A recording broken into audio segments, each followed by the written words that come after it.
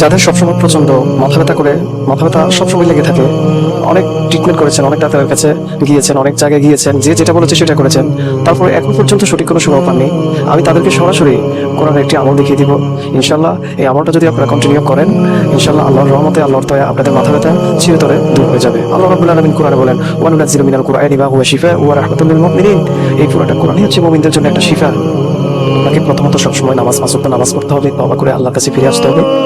তারপরে আমলটা করলে আপনার আমলটা সবচেয়ে দ্রুত কার্যকর হবে।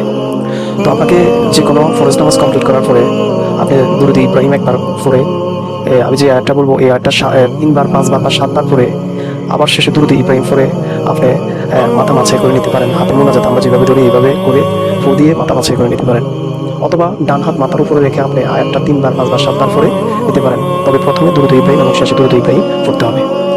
অথবা আপনি একটি পানির পাত্র নিয়ে বা একটি বোতলে অথবা একটি গ্লাসে পানি নিয়ে আপনি প্রথমত দুরূদ ইব্রাহিম পড়ে সূরা ফাতিহা 3বার এবং আয়াতটি হলো সূরা ওয়াকিয়ার 19 নম্বর আয়াত। এই আয়াতটি আপনি 7বার করতে পারেন, 5বার করতে পারেন। পড়ার পরে আপনি চারকুল 3বার করে পড়বেন, আয়াতুল কুরসি একবার পড়বেন এবং শেষে আবার দুরূদ ইব্রাহিম পড়ে ওই পানিতে ফুক করে তারপর ওই পানি আপনি সবসময় খাবেন। এই সেম আমল ইনশাআল্লাহ আল্লাহর রহমতে আপনার মাথা ব্যথা চিরতরে দূর হয়ে যাবে।